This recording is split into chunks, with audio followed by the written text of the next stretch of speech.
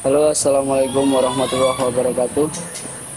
Masih di channel Kicau Mania.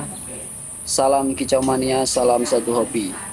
Semoga selalu diberi kesehatan semuanya. Kali ini saya akan membahas apa? Ini murai batu yang saya vlog kemarin ya, yang apa namanya? Yang ya bisa dibilang rusak burungnya. Alhamdulillah sekarang udah membaik, meskipun sedikit-sedikit tapi udah bahagialah. Namanya rawat pakai hati, ada harapannya kan, udah bisa membaik, dia udah senang banget. Ini dari yang pertama datang burung banyak ngalamun jadi patung. Jadi burungnya teh kalau misalkan dengar suara lawan itu malah semakin diem, semakin jadi kayak patung, boro-boro gerak, ya kan. Terus apa namanya, boro-boro mau bunyi. Ini alhamdulillah ya, bisa teman-teman lihat udah ada perubahan lah sedikit-sedikit. Jadi posisi sekarang dengar ada musuh bunyi juga, udah ada kelihatan apa namanya, ya kelihatan tanda-tanda kayak respon gitulah, ada perkembangan yang jelas, berubah jauh lah ya. Nah gini teman-teman, jadi kalau misalkan kita dapat burung apa posisi rusak gitu ya, asal kita itu ngerawatnya pakai hati, insya Allah cepet, kerasa cepet lah pulih deh. Cuman kalau misalkan kita itu ngerawat cuman ngejar, bukan ngejar burungnya membaik tapi ngejar kitanya yang ambisi buat burung-burung cepet sembuh, ya terasa lama.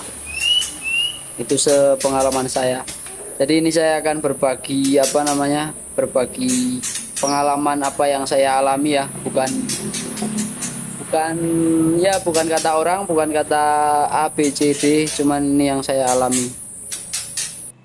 Kalau saya sih simple ya ngerawatnya, yang model-model burung gini, apalagi katanya kalau burung yang down mental atau apa, ini kan bisa dibilang ada down mentalnya juga, soalnya burung tuh dilipat terus leher tuh, apalagi apa ada kelihatan lawan ngeluarin tekanan gitu ya, itu udah langsung nekuk leher.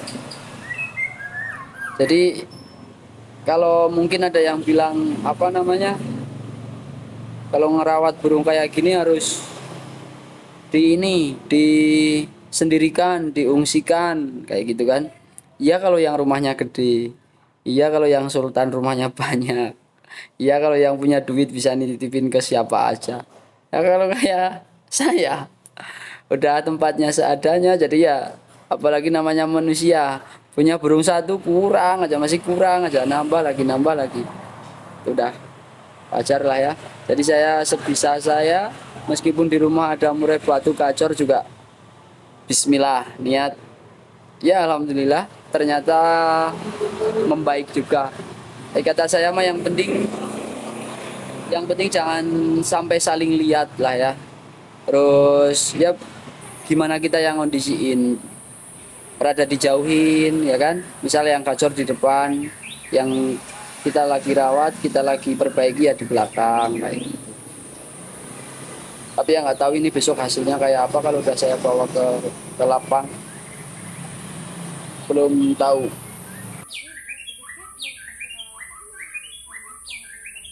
Kalau saya awal rawatan biasa apa namanya, pertama awal-awal tetap harus rajin embun ya teman-teman. Pertama dikeluarkan, diembunkan. Embun itu usahakan rutin, jadi harus rutin kita embun. Kita juga namanya punya nyawa ya, burung punya nyawa, jadi pengen fresh juga kan. Pagi-pagi kalau saya bangun tidur langsung diembunkan. Cuman tadi ini maaf rada kesiangan ya, ini jam 6 kurang seperempat, tapi saya baru bisa ngeluarin burung. Diembun, kita diamkan sebentar. Habis itu selang 2 menit 3 menit baru kita kasih jangkrik sesuai yang biasanya aja. Kalau misalkan biasanya kasih 77 ya kasih 77. Kayak saya ini emang sengaja saya setting rendah soalnya burung udah mapan ya, jadi saya jangkrik rendah, cuman ada tapinya.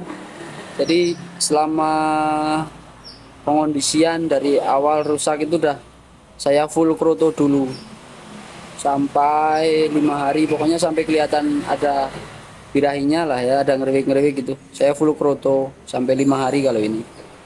Tuh sekarang udah kelihatan, jadi apa namanya, jadi ada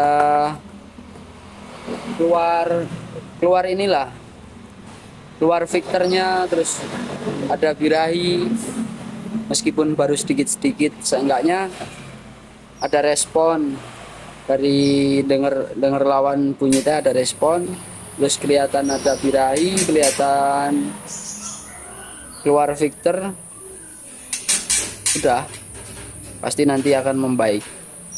Nah nanti kalau udah kelihatan kayak gini nih, kroto bisa dikurangin ya kawan, kroto bisa dikurangin atau enggak dikasih seminggu 2 kali, atau pokoknya diseling aja lah, dikurangin krotonya yang tadinya tiap hari 2 hari sekali kayak gitu. Nanti burung akan jadi mapan. Kalau udah habis kita kasih EF ya, habis timbun kita kasih EF, habis itu langsung saya masukin kuliaran. Jadi untuk merawat apa namanya, untuk merawat burung yang kondisi rusak kayak gitu, kita jangan fokus sama itu dulu kawan. Jangan kita yang ambisi, tapi jangan kita ambisi mau ngasih settingan ini itu, percuma, mual bener.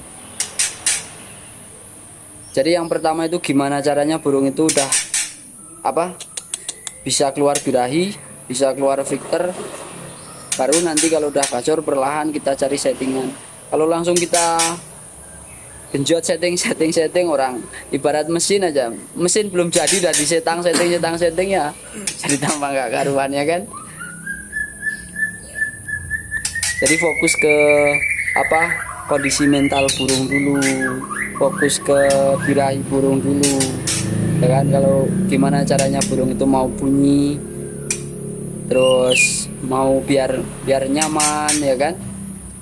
Jadi biar selayaknya kelihatan petarungnya lah. Tuh sekarang udah enak, udah lumayan, maksudnya tuh udah mau rada ngeplay ekornya. Aduh, ini suatu kebahagiaan. Kalau yang pernah ngalamin seperti ini pasti seneng banget rasanya. Apalagi tadinya burung bisu diam, jadi kayak patung, udah ada perubahan tuh udah seneng lah ya, udah ngerasa aduh, ada harapan gitu. Kalau saya sih ngelihat ini burung, saya dalam hati kayaknya emang enak burungnya, postur lumayan besar, terus burung jarang ngukluk ya.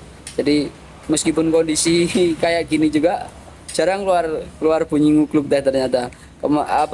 Tak perhatiin setiap ngeblong tuh ngeblongnya enak. Apa ada lagunya lah, lagunya tuh enak, iramanya enak, terus isian keluar kayak gitu. Jadi nggak ngukluk aja. Ya kayak kemungkinan bener ya, tadinya burung prestasian, tapi ya lihat dari ringnya juga kayaknya emang burung enak, punya nama lah ya.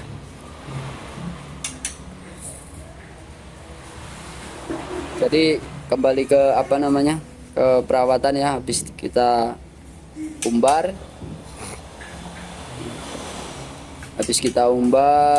apa namanya ya, ada 1 jam 2 jam lah biar mandi sendiri ya. Pokoknya di setiap masukin umbaran dikasih apa namanya tempat mandi karamba itu kan, jadi biar sesukanya dia kalau mau mandi biar mandi, kalau enggak ya enggak apa-apa.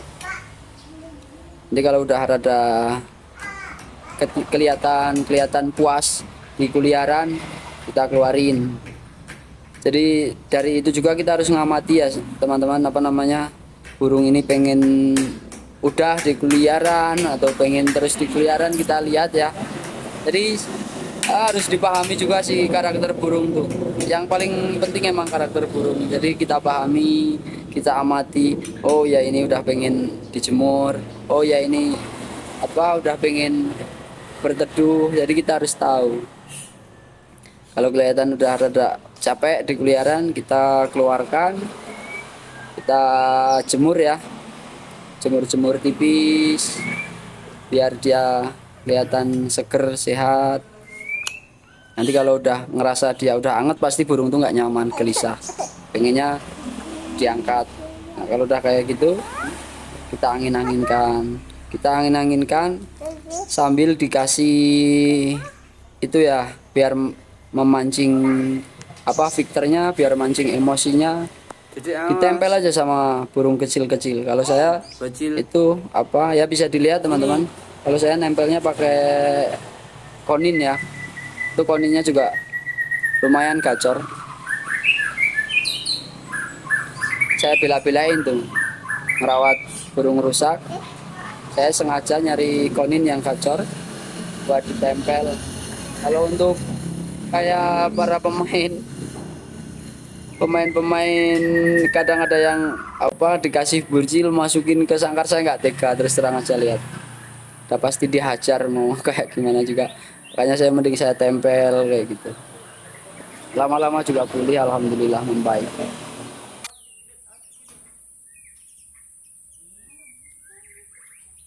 Ya gitu teman, apa namanya, lanjut lagi ya. Terus kita jemur, kita angin-anginkan. Pokoknya selama kita jemur sama angin-anginkan, tempel aja terus sama burung kecil itu, biar apa, biar dongkrak emosinya dia kan otomatisnya kayak kita aja ya, kayak manusia aja, dia ketempel sama yang lebih kecil kayak gitu kan, terus dapat tekanan, dapat suara dari lawan yang lain, dengar suara-suara, pasti dia kepancing, lama-lama kepancing emosi, nanti akan tumbuh faktornya. Yaitu tadi yang penting mah kita pahami karakternya, terus apa namanya, kayak pemberian EF, pokoknya jangan dikasih harus setting ini, itu nggak usah. Jadi fokus sama embun, terus diumbar sama EF. Sebenarnya untuk burung yang rusak-rusak, macet-macet kayak gini mah, kalau kata saya sebenarnya nggak masalah mau dijor apa kerutu, yang penting jangan ulet kalau bisa, sama jangkrik biar nggak terbiasa kan, nanti jangkrik buat cari kita settingan. Jadi jor kerutu, nanti kalau udah kelihatan gacor, udah ada birahi, baru kita kurangin dikit-dikit, kita seling-seling. Ini posisi sekarang nggak mau makan sama pur, soalnya udah kebiasaan saya jor sama kerutu. Jadi pagi kasih jangkrik EF, saya kasih 7, nanti sekitar jam 10 jam 11 saya kasih kerutu, nanti rada sore kasih jangkrik lagi, kayak gitu terus tiap hari.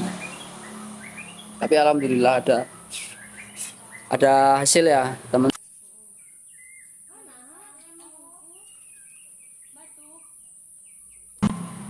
Ya ngerasain kepuasan tersendiri lah. Kalau nanti teman-teman bisa dicobain, jangan takut, kita coba-coba cari burung-burung rusak, kita rawat. Kalau memang itu kita bisa naklukin 1 ekor burung yang rusak, itu sudah suatu kebanggaan tersendiri kawan, asli.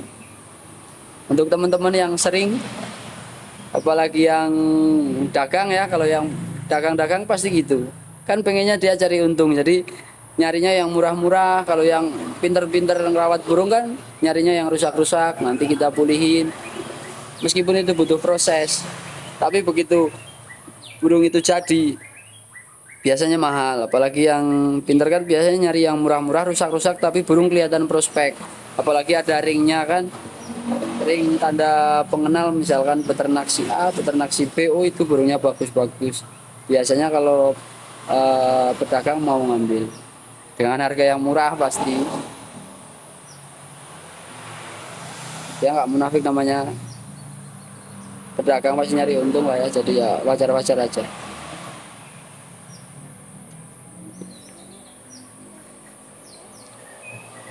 Setelah ini lanjut ke perawatan lagi ya. Maaf ini teman, sambil ngobrol panjang lebar ya, namanya kita sharing kan, nggak ada sharing ngobrolnya sedikit nggak ada. Habis kita angin-anginkan, habis kita kasih makan kerutu ya kan, otomatis sudah siang tuh.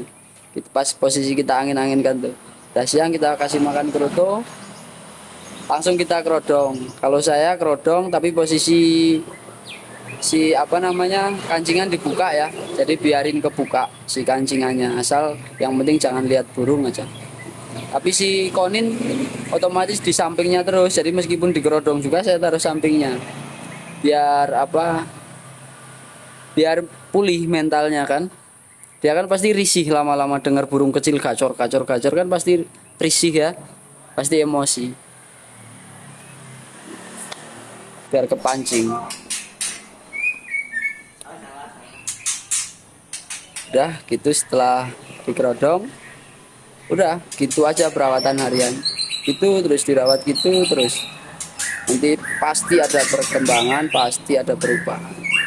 Yang tadinya entah itu diem, entah itu apa, kalau masalah pengondisian harus di tempat yang apa, nunggu harus di tempat yang sunyi sepi ya. Kalau yang rumahnya besar, kalau yang rumahnya kayak saya kecil kayak gini kan nggak akan bisa lah, apalagi masa ya titip di tetangga ya, kalau tetangganya boleh, kalau nggak boleh, apalagi di model-model kayak perumahan di komplek kayak gitu, mana ada tetangganya yang mau dititipin burung kalau yang nggak suka burung. Otomatis pasti denger suara burung lain kalau yang serumah ada murai lagi kan, jadi nggak akan bisa. Jadi kita manfaatkan aja gimana caranya lah.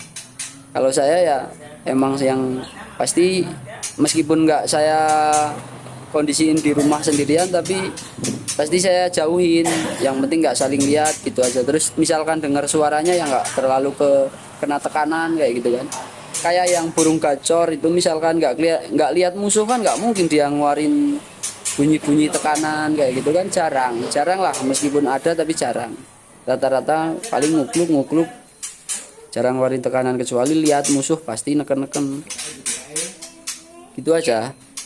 Jadi nggak usah dibikin ribet ya teman-teman, nggak usah dibikin pusing, kita sebisa aja. Kayak ini aja lah, kalau memang harus dikondisikan sendiri ini ya kita pikir nalar aja.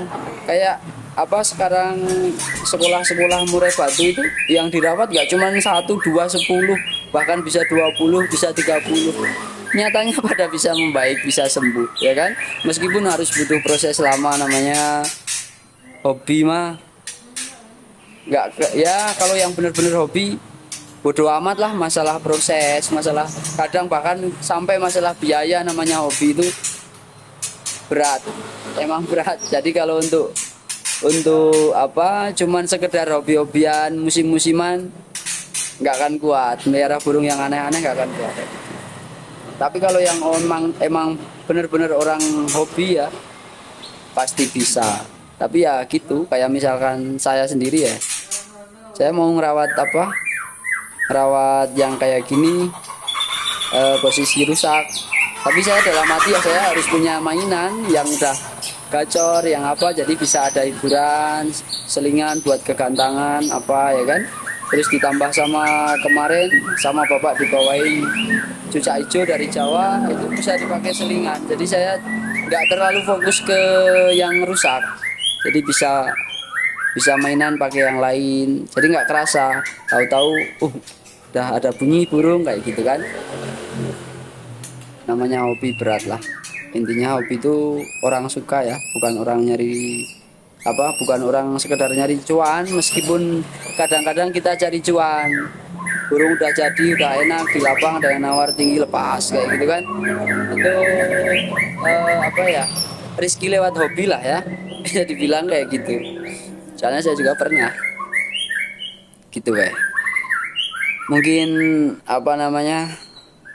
cukup sekian ya teman-teman, ini saya berbagi informasi. Silahkan kalau yang ada pertanyaan silahkan komen, saya mohon dukungannya, jangan lupa di sub ya teman, di subscribe, di like, ditonton videonya, kita sama-sama belajar. Saya juga bukan senior, bukan pemain lama, saya juga cuman sekedar penghobi yang yang seneng aja sama burung, jadi saya bukan apa-apa. Silahkan yang mau berbagi komentar, kasih masukan soal video vlog saya, silahkan tulis saja di komentar. Nanti kalau misalkan saya bisa jawab ya saya jawab sebisa saya. Terima kasih kepada para kicau mania yang sudah mau dukung channel saya, terima kasih banyak. Tinggal ini ya teman, besok kita lihat ke depannya ya, sekitar semingguan. Kalau misalkan burung semakin enak, udah kelihatan siap dibawa ke lapang, nanti saya update, saya bikin videonya dari berangkat dari rumah sampai ke lapang. Jadi saya